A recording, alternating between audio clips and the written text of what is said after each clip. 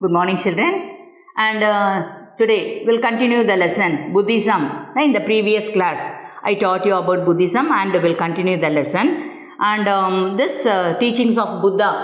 Already I told you about the four noble truth of Buddha and eightfold path and the teachings of Buddha. Now we'll see the Buddhist Sangha. Buddhist Sangha. And this Buddha, he laid foundation on the missionary organization. It was called as Sangha. The missionary organization which was founded by Buddha was called as Sangha. It is the meaning association. The organization சொல்றோம்ல அதோட meaning that is association. It only propagate the faith, that is the views of the principles of Buddha. Understand? The members of this followers, they were called as Bhikshus. Buddha Bhikshus அப்படின்னு சொல்லுவாங்க. Understand? அவங்கள followers எல்லாம் Bhikshus in the sense meaning monks. முனிவர்கள் துறவிகள் சொல்கிறோம்ல புத்த துறவிகள். Understand? அதான் புத்த Bhikshus. Buddha Bhikshu. Okay? They lived as a ascetic life. That is ascetic life na துறவி வாழ்க்கை. They won't be get married. Marriage எல்லாம் பண்ணிக்க மாட்டாங்க. Okay? Next we'll see the Buddhist sects. There were two types of Buddhism.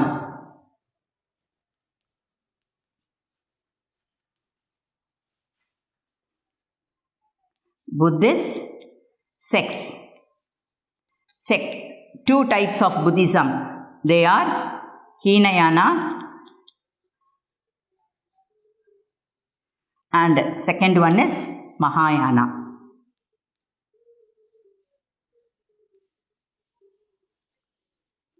There were two sects of Buddhism. Understand? Two sects na two divisions in Buddhism. They are Hinayana and Mahayana. We'll see. என்னன்னு பார்க்கலாம். What is Hinayana? It did not worship idols and images of Buddha. Hinayanaல they won't be worship the idols and the image of Buddha. புத்தாவோட இமேஜையே அவங்க worship பண்ண மாட்டாங்க Hinayanaல. Understand? But Mahayanaல they'll worship the images of Buddha. Okay? It is in page number 116. You can see in the pink page இருக்கு பாருங்க அதில் தான் இருக்கு. The second point, this Hinayana people, they practiced ascetry. அதான் துறவி மாதிரி இருக்கிறாங்கன்னு சொல்கிறோம்ல monks. But this Mahayana people, they'll observe the elaborate the rituals, இந்த செரிமனி பண்ணுறது ரிச்சுவல் பண்ணுறது அதெல்லாம் அவங்க செய்வாங்க. But this Hinayana people, they won't do anything. And the next one, they believed that salvation of the individual as its goal. இவங்க ஹீனயானால இருக்க people என்ன சொல்கிறாங்க, ஒரு இண்டிவிஜுவல் என்ன செய்கிறானோ அவனுக்கு அப்போ தான் சால்வேஷன் கிடைக்கும். It is depends upon the salvation will be given to an individual அப்படின்னு சொல்கிறாங்க. But in Mahayana, they believed that salvation of all being as its objective. அந்த எல்லாத்துக்குமே சால்வேஷன் உண்டு. என்னென்னா அந்தந்த ஆப்ஜெக்டுக்கு ஏற்ற மாதிரி they'll give the salvation. And next one, this Hinayana people, they used the Prakrit language. Understand? But the Mahayana people, they used Sanskrit language. Understand? And next, the Hinayana is known as Theravada. And it spread all over Sri Lanka, Myanmar, that is Burma, Southeast Asian countries. இங்கெல்லாம் இந்த Hinayana spread ஆச்சு. But Mahayana, it spread in Central Asia, Tibet, China and Japan. Understand? So they followed this Mahayana. Hinayanaன்றது ஃபுல்லாக அப்படியே orthodox சொல்கிறோம்ல, அப்படியே அதுலேயே மூழ்கி இருக்கிறவங்க தான் Hinayana Buddhist. மகாயானான்றவங்க சம்வாட் மாட்ரேட், ஓரளவு அவங்க எல்லாத்தையும் அக்செப்ட் பண்ணியிருப்பாங்க. எம் மாட்ரேட்னா மகாயானா அப்படி ஞாபகம் வச்சுக்கோங்க. Okay, then will see the causes for the spread of Buddhism. எப்படி இது எதனால் இது ஸ்ப்ரெட் ஆச்சு அப்படின்னு சொன்னால், because of the simplicity of the teachings of Buddha in the local language appear to the people. எங்கெல்லாம் அவர் பீப்புள் கிட்ட போய் பேசினாரோ எல்லா இடத்துலையும் அவங்களுக்கு ஏற்ற மாதிரி புரிகிற மாதிரி he spoke to the people. And next one, he rejected the religious customs, rituals. அதெல்லாம் ரொம்ப கிராண்டாக செரிமனிஸ் பண்ணுறது அதெல்லாம் he rejected. And he practiced the orthodox Vedic religion also. Understand, அந்த வேதிக் ரிலிஜனில் இந்த மாதிரி யாகம் வளர்க்கணும், அப்புறம் என்ன ரிச்சுவல்ஸ் எல்லாம் பண்ணணும், செரிமனிஸ் பண்ணணும், சாக்ரிஃபைஸ் பண்ணணும், பலி கொடுக்கணும், அதெல்லாம் அந்த வேதிக் ரிலிஜனில் இருக்குல்ல, அதெல்லாம் எதுவும் ஃபாலோ பண்ண வேண்டாம். காட் கிட்ட நம்மளோட டிசையர் எல்லாம் விட்டுட்டு காடை மட்டும் நம்ம வர்ஷிப் பண்ணாலே we can attain moksha அப்படின்னு அவர் சொல்கிறார். Okay. And Buddha emphasis only in Dhamma. அதான் நம்ம பார்த்தோம், அவரோட மெயின் வியூவே, அவரோட டீச்சிங்கே it depends on Dhamma only. And Buddhist Sanghas play an important role. சங்காஸ்னால் என்ன, அதான் நம்ம என்ன பார்த்தோம், organization. That organization, the people, the monks, they spread the Buddhism all over the world, not only in India, all over other countries also. Understand? And royal patronage under even the kings also, they followed Buddhism. Like எந்த king எல்லாம் follow பண்ணாங்கன்னா, this Ashoka, Kanishka and Harsha, the important Hindu kings இவங்கெல்லாம். Ashoka, Hindu king, then Harsha, he was a great Hindu king ruler, and this Kanishka, they followed this Buddhism. And the viharas and the Buddhist monasteries became the center of learning. அங்கேயே students எல்லாம் தங்கி படிப்பாங்க. Understand? So அங்கே monks இருக்காங்கல்ல, those monks will be the teachers and they taught to the children about the discipline and the eightfold path, everything, the noble truths of Buddha எல்லாமே அங்கே அவங்களுக்கு teach பண்ணாங்க. And especially this Huan San, he was a Chinese pilgrim. Understand? He studied there in the university in Nalanda. And this Nalanda university la Buddhist monks kondu vandanda, one of the center. Understand? And the Nalanda university la China landu vanda pilgrim punitha yatrigar solrolla avar yaru, Huan San. He studied for many years. Okay, so these are all about this how, why, what are the reasons, what were the reasons for the spread of Buddhism. Now we'll see the similarities between Jainism and Buddhism. ஜெயினிசம்க்கும் புத்திசம்க்கும் இருக்கிற சிமிலாரிட்டிஸும் பார்க்கலாம், dissimilarities. சிமிலாரிட்டிஸ்னால் same, எப்படி இது ரெண்டும் சேமாக இருந்துச்சு, எதுலலாம் இது ரெண்டும் சேமாக இல்லை, will see. Okay, first one, it is in page number 117. Both Mahavira and Buddha, அதான் Jainism and Buddhism, Mahavira and Buddha, they belong to a royal family, அதான் Kshatriya family. நான் சொன்னேன் இல்லை, பேலஸில் தான் அவங்க வாழ்ந்துட்டு இருந்தாங்க ரெண்டு பேருமே. ஓகே, அது வந்து சிமிலாரிட்டி சேம். அண்டர்ஸ்டாண்டு? அதனால் அவங்க அவங்களோட ப்ரிவிலேஜஸ் எல்லாம் விட்டு, எப்படி திஸ் மகாவீரா அவரும் அவரோட பேலஸை விட்டுட்டு தான் வந்து என்ன துறவி ஆகிட்டு தான் அவர் வாழ்ந்தார். Like that Buddha also. So both of them this is similarity. And வேறு என்ன அப்படின்னு கேட்டால், both of them they denied the authority of Vedas. வேதாஸே கிடையாது, வேதாஸை the people you should not follow Veda அப்படின்னு ரெண்டு பேருமே both of them they said. And both of them they taught in the common language, the people can easily understand. They preached their teachings in the common language.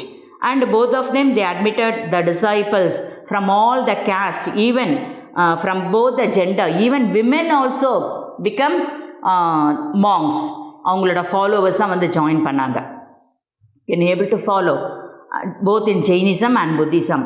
And both of them they opposed blood sacrifice. ரத்தம் சிந்துறதே இருக்கக்கூடாது. பலி கொடுத்தாங்களே sacrifice, மாடு வெட்டுறது, ஆடு வெட்டுறது. Even at that time வேதாலெல்லாம் குழந்தைங்களையே பலி கொடுப்பாங்க. That is human sacrifice. அதெல்லாம் இருக்கக்கூடாது அப்படின்னு சொல்லிட்டாங்க. Understand? They opposed and believed in the doctrine of karma. அதான் நம்ம இப்போ இந்த வாழ்க்கையில் நம்ம என்ன கர்மா என்ன செய்கிறோமோ அதுதான் நம்மளுக்கு இந்த எண்டு we can get. இப்போ நம்ம செய்கிறது தான் நம்மளுக்கு கடைசி காலத்தில் நம்மளுக்கு அது காட்டும் அப்படின்னு சொல்கிறோம். That is called as karma. And both of them emphasize the right conduct and right knowledge instead of performing religious ceremonies. பெரிய பெரிய யாகம் வளர்த்து அப்படியே பெரிய பூஜைலாம் பண்ணி நிறைய சாக்ரிஃபைஸ் பண்ணி ரிலீஜியஸ் பலி கொடுத்து இதெல்லாம் பண்ணலாம் காடை வந்து நம்ம டச் பண்ணவே முடியாது. அவங்க என்ன சொல்கிறாங்க, right knowledge, right thinking, right heart, right action இதெல்லாம் இருந்தால் தான் we can see God, we can attain moksha அப்படின்றது both of them. This Mahavira as well as this Buddha, both of them they said, they preached. So these were the similarities of Buddhism and Jainism, Lord Buddha and Mahavira. And what were the dissimilarities? எதெல்லாம் வேறுபட்டிருந்தாங்க அப்படின்னு நம்ம பார்த்தோன்னு சொன்னால், ஜெயினிசமில் they followed the extreme path. அவங்க ட்ரெஸ்ஸே போட மாட்டாங்க நம்ம பார்த்தோம் இல்லை, the Jainis. And this Buddhism they followed the middle path. ஓரளவு காமன் பீப்புள் கேன் ஃபாலோ அப்படின்ற மாதிரி இருந்துச்சு. And Jainism remained only in India. Jainism it did not spread other than India, outside India எங்கேயும் spread ஆகலை. But Buddhism நம்ம பார்த்தோம் Sri Lanka, Myanmar, that is Burma, Japan, China, everywhere Buddhism it's spread. Ceylon, understand, எல்லா இடத்துலையும் இது spread ஆச்சு Buddhism. And in Jainism, they does not believe in the existence of God, but believe in everything. காடுக்கு அவங்க importance கொடுக்கல. Understand, only நம்ம வாழ்கிற வாழ்க்கைக்கு தான் they give the life. But புத்திசமில் they gave somewhat அனத்மா அப்படின்னு சொல்லிட்டு, தட் இஸ் அனத்மா அண்ட் அனித்யா, இதுக்கு they gave importance, emphasis. So these were the dissimilarities of Jainism and Buddhism. Okay, we'll see the influence of Buddhism in Tamil Nadu. Understand? Buddhism Tamil Nadu எங்கெல்லாம் இருந்தது அப்படின்னா, Buddhism spread in Tamil Nadu much later than first Jainism தான் வந்தது. Afterwards only the Buddhism is spread. In Manimekalai, அதான் நம்ம பார்த்தோம். In Manimekalai, one of the epics, the Buddhist literature, the Manimekalaiன்றது it was a Buddhist literature. And another one is we have the elaborate description about Kanchipuram in the classical epic Manimekalai. Manimekalaiயில் இந்த காஞ்சிபுரம், அந்த காஞ்சிபுரமில் வந்து centre of learning. Understand, Kanchipuram is the place that you all know. இப்போ நம்ம காஞ்சிபுரம் சொல்கிறோம்ல, அது காஞ்சி அப்படின்னு. Okay, so அது centre of learning. And Kanchipuram was a famous Buddhist centre. And Dinaga, a famous Buddhist logician, and the Dharmapala, a great scholar in Nalanda University, they were hailed. That is, avanga anga vaandanga.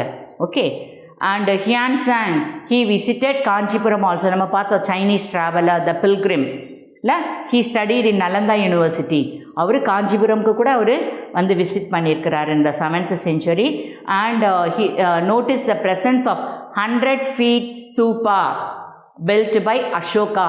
The king Ashoka இருக்கார்ல, அவர் 100 feet height stupa. Understand, Ashoka pillar பெருசாக ஒன்று அங்கே கட்டி வச்சிருக்கிறார். அதை பற்றி அவர் எழுதியிருக்காரு this Xuanzang. So these are all about this Buddhism. Okay, Jataka, it was a popular and precious story about this birth of Buddha and human. அதை பற்றிலாம் நிறைய ஸ்டோரிஸ். அதுக்கு பேரே என்ன, Jataka tales. See all of you, ஜட்டகா